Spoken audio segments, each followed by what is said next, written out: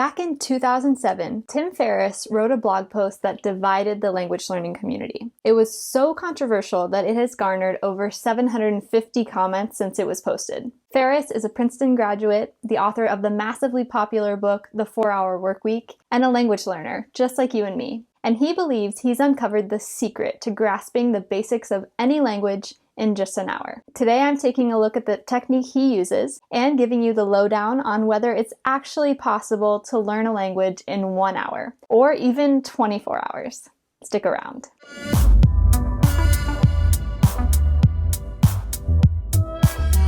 The method Ferriss says he has used to learn dozens of languages is called deconstruction.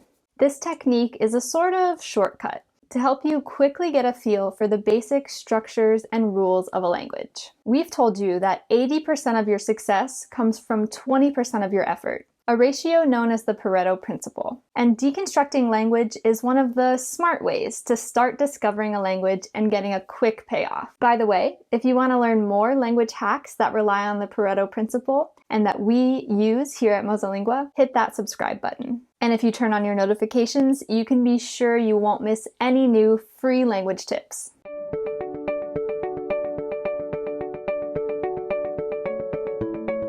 So, here's how deconstructing language works.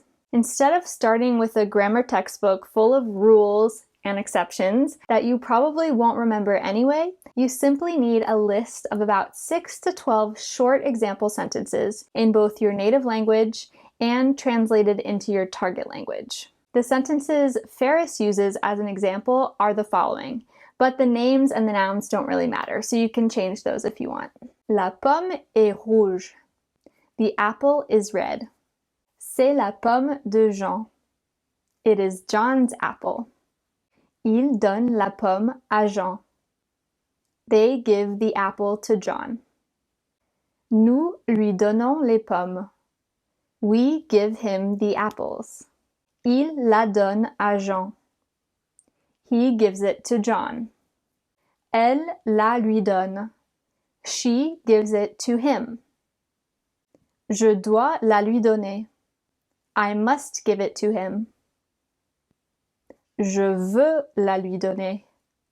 I want to give it to her. Now comes the fun part. Put on your Sherlock Holmes detective hat and start sleuthing. Instead of reading about rules, try to figure them out yourself. Write down any observations you come up with about those sentences I just read. If you're thinking about learning French, you can pause this video and try this technique out right now. Just at first glance, you might have noticed some things such as that French word order is similar to English. Subject, verb, object. Nouns in French have genders, meaning that the can be translated as le, la, or les. There doesn't seem to be a similar apostrophe S form for the French possessive like there is in English, but instead there is a the blank of blank construction. So la pomme de Jean could literally be translated as the apple of John. Verbs have different endings in the present depending on the subject. I see donne, donne, and donnons. Like in English, personal pronouns change depending on whether they are the subject or the verb complement. Il becomes lui, just like he becomes him. There are lots of other things you might have noticed, depending on how much you enjoy linguistics. With your MosaLingua app, you can explore yet another aspect of these sentences, pronunciation. When you hear them pronounced, like I just did, you'll notice other things. For instance, not every letter is pronounced in French. Il donne is pronounced il donne. Add these sentences to your MosaLingua app along with variations that you'll actually use in conversation to help you memorize these simple structures with our spaced repetition system. And that's it. Deconstructing basically consists of comparing the sentences in your native language and in your target language and making discoveries. After you've done this initial work on your own, you can confirm your suspicions with a native speaker or a grammar tool. Have you tried this technique before? Maybe you have, but you didn't know there was a name for it. I'd love to know if it has worked for you if you've tried it. So leave me a comment down below to join the conversation. And Cédric, who I'm sure you've seen on our channel before, is currently using this method to explore Catalan, so he might even chime in with his own experience. Now, it's a great critical thinking exercise and a good way to quickly start discovering the language. But it does have its downsides.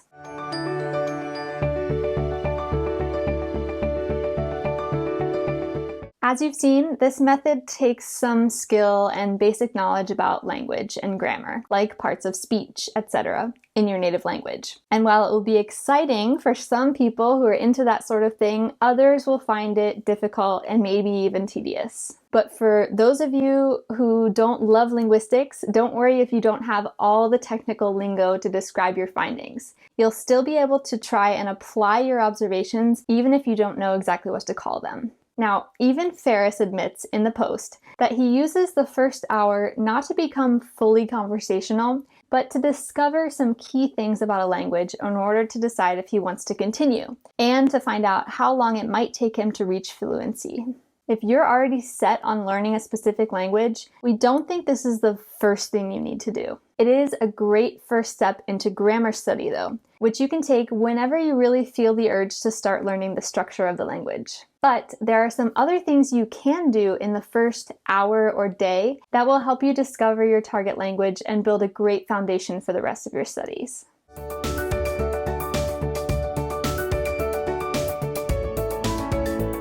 At MosaLingua, we believe that vocabulary acquisition is the most important first step when learning a language because it allows you to communicate quickly, even if your grammar isn't perfect. In just 24 hours of study, broken up into 20-minute per day chunks to keep your brain fresh, you can feasibly learn over 700 flashcards. That's 700 words and expressions. Let me do the math if you don't believe me. On day 1, in 20 minutes, you can learn 10 new words or phrases. And actually, at the beginning, it will take you less time, but after the first day, you'll also have to review what you learned. By day 3, you've had 3 sessions of 20 minutes. That equals 1 hour of study and 30 new words and phrases. By day 30 sessions of 20 minutes equals 600 minutes or 10 hours and 300 words or phrases learned.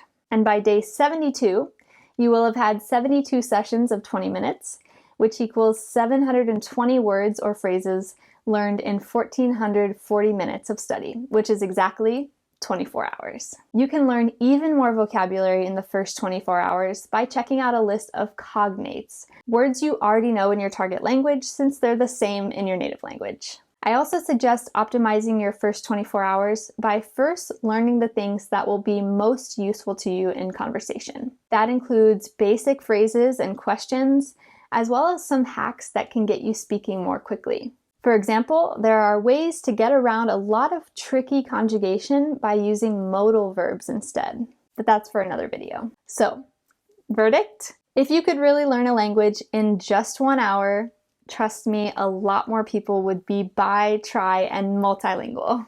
Really learning a language takes time, if only because committing information to your long-term memory only happens through repetition. But there's a lot you can do in just one day if you use a few shortcuts and dedicate some time to analysis.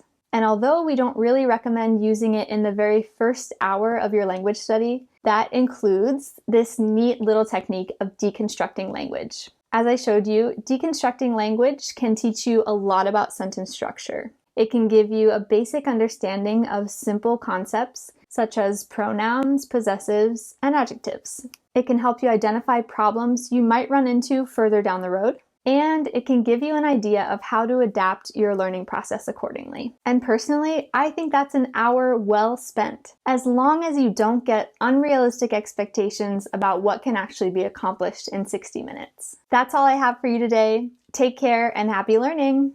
If you learned something new from this video, give it a thumbs up. Then, hit subscribe and turn on your notifications. Have a look around our channel for more hacks and tips. And if you're watching on another social media platform, like or follow our page. See you next time.